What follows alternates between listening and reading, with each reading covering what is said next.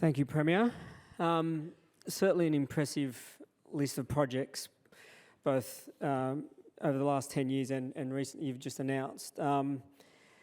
It's a historic level of spending, billions of dollars in schools, hospitals, metro lines, light rail. Despite the spending, recent polling and the bookies, and I'm obviously not the most trusted sources, I've been burnt by the bookies number of times. If there's anything to go by, your government will start as outsiders come March 25. Do you think the public have forgotten about the success and the amount of spending that you guys have undertaken over the past decade, or that they don't care, or just not enough? What's the sort of reasoning behind that, do you think? Oh, look, I think, well, to be frank with you, I'm not really focused on the next election. You don't get into government to focus on elections. You go into public life as a vocational job to transform people's lives. And that's exactly what we've done as a government. I look back to 2011. David Elliott's here. I remember, he often jokes about the fact that I was a little baby when Labor promised the Northwest Metro. Now, I don't believe Labor didn't have the intent. They just didn't have the capacity. Good things, it's easy to go into politics and make easy decisions. It's another thing to go into politics and make the hard decisions that will actually improve people's lives. Getting to where we've got to didn't come easily. I was at the art gallery opening the other day, Sydney Modern. I don't think there was a person at that opening who supported the Poles and Wise transaction. That was a hard election, that 2015 election. But we were doing what was right. Not one person, I believe, in that room believed in the Poles and Wise transaction. But they were all there sipping the champagne at the opening. They were all there. And what is the moral of the story? You've got to make those tough decisions to get the state moving. And at times, when you've been in office for 12 years, hard decisions build up. Hard decisions are unpopular. I spoke at the Bradford oration this week, and I said the biggest challenge you have is in taking the state forward is a war on the visible, because people see what's in front of them. We have to take our people to a future that they cannot yet see. The Labor Party called the M2 the road to nowhere. Well, it's certainly a road to somewhere now. Could you imagine every day driving up Epping Road? Look at the WestConnex. The Labor, we have a situation right now for populist reasons that the Labor Shadow Transport Minister opposes WestConnex. Anyway, we're doing it. I don't know what they're going to do when we've built it. They're going to fill it up or something. But ultimately, these are projects that are transforming the lives of people in Western Sydney. When WestConnex is completed, you can drive from the Blue Mountains all the way to the airport without passing one set of traffic lights. Parramatta Road now flows faster. But these decisions are hard. Building things is hard. Making the financial decisions to actually have the capacity to do it is difficult, unpopular, and challenging. But we're not doing it for the sake of it. And what I see with the opposition is, yes, they'll say what's popular. They'll tell you what you want to hear. But that's not what leadership's about. That's not what that's not what good government's about. And ultimately, I believe, when it comes to the next election, there'll be a clear choice. And the public will see a government that's taking our state forward, or a Labor opposition locked in the old ways of doing things that will take our state backwards. Speaking of hard decisions, I suppose the pandemic last year and the lockdowns that ensued was probably one of the hardest periods of you faced during your tenure.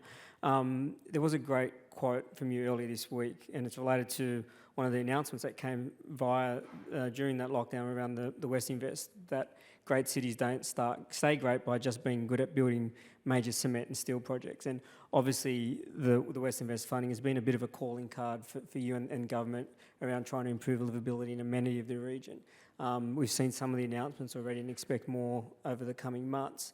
I suppose a couple of questions. One, what assurance can you provide to the communities in Western Sydney that that's not just going to be targeting marginal seats as a bit of an election tactic?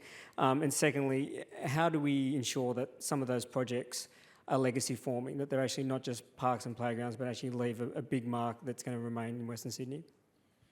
Well, one of the aspects of the pandemic was I think everyone grew a great love of their local community, because for some times they didn't have anywhere else to go during some of those very dark days of the pandemic. And yes, the government has $112 billion of infrastructure over the next 4 years, but it's also making sure we focus on the small projects in local areas that make our suburbs more livable. And that was a whole, when I did the second transaction of the WestConnex, and we're looking at what the capacity was from that transaction, setting up that $5 billion West Invest Fund meant that people of Western Sydney didn't just get the major road, that we were going to make sure that all our communities across Western Sydney equally shared in those funds to invest in local things that matter. That's better parks, pools, city streetscaping, like all of those small things that make suburbs more livable. I note this, and I'll be political again, given we are coming into an election. Labor opposed the WestConnex. Labor opposed the transactions. Those transactions went into the $5 billion West Invest project, and then the leader of the opposition's out there making announcements funded by what?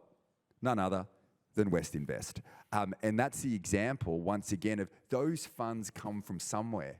They come from tough decision making that has enabled us to invest these record amounts. So what you'll see from West Invest, and we've had great collaboration with mayors and general managers and councils. We've set up a competitive process for community groups to bid in. So I want to make sure that right across Western Sydney, these smaller projects get over the line. It's better roads, better schools, more playgrounds for our children, more sporting facilities, and I believe that program will make a real difference to people's lives. I do want to acknowledge Bram Black from your office. I know he was having conversations with our chairman, Christopher Brown, during that period, and I know Christopher was very pleased with having some role in being able to get that off the ground too. On the issue of funding, I think you touched on it, that Western Sydney's been, the amount of infrastructure spending has become the new normal. Given the current budget and the widely held view that the next 4 years is not going to be a big spending term, how are you going to message and sort of prosecute that argument to a region that's almost become expectant on a certain level of spending? Is that going to be a tough one, do you think? Well, we have a record infrastructure pipeline of projects that continues. $112 billion over the next 4 years. Now, in context, in Victoria, they call their infrastructure investment the big build. It's half the size of what we're doing in New South Wales.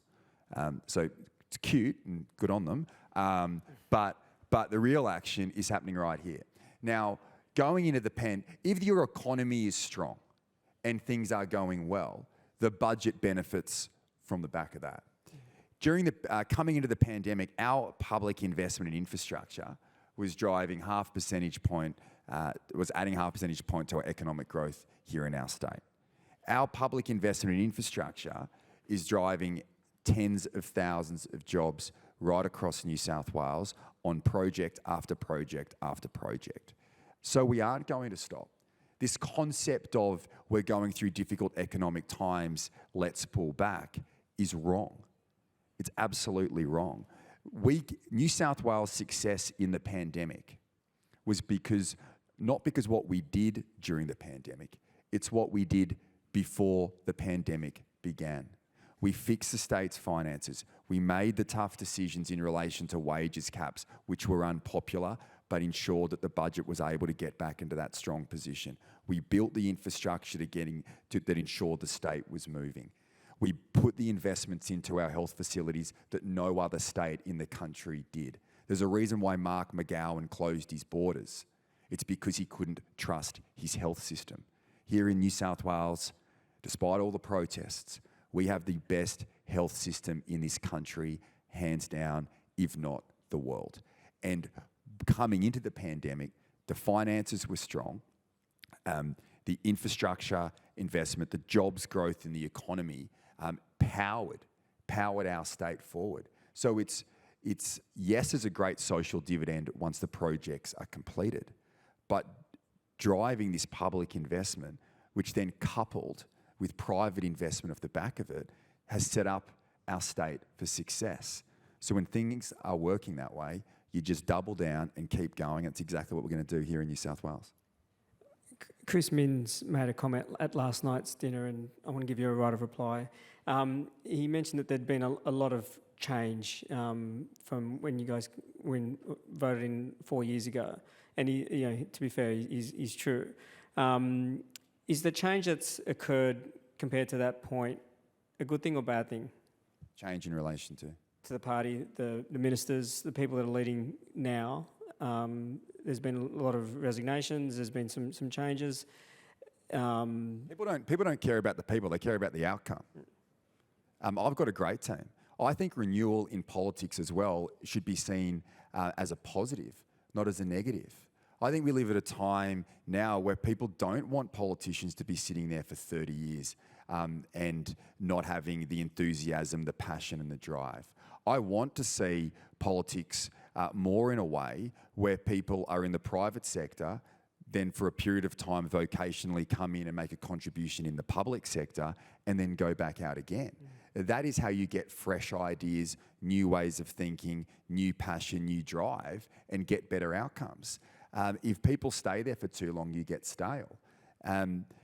Look where we were at the end of 2011. The state was bankrupt. It had shut down and was not moving forward. Having generational change is something that I embrace and think is incredibly positive. And every premier.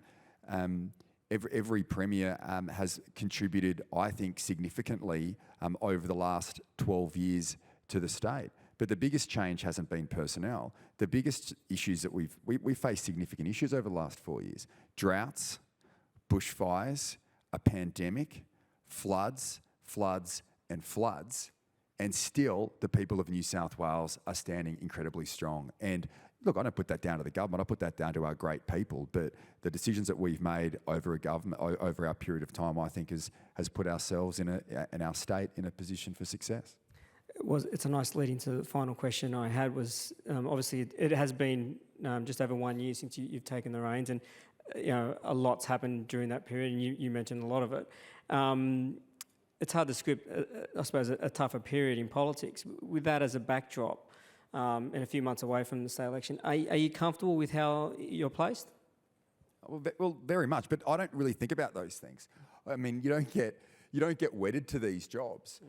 We have a thing called a democracy, and every 4 years is an election. And ultimately, if you're focused on doing what's right, if you have the courage of your convictions, I believe the public will support that. But ultimately, it's a matter for the people. They make the decision every 4 years. My focus is on the people of our great state each and every day. And ultimately, there'll be a choice come March next year. I believe that we have a very strong track record, but ultimately as well, a strong vision for the future. And people have a choice. Do they buy into that vision or do they buy into another one? And I'm pretty relaxed about that. I've been very blessed to serve as Premier, to serve as Treasurer. I want to continue to make a contribution, but that's ultimately not my decision. That's a matter for the people, but we'll be making sure there is certainly a choice come March next year. It's a great note to wrap up on. Premier, thank you for your time this morning. Ladies and gentlemen, New South Wales Premier Dominic Perrottet.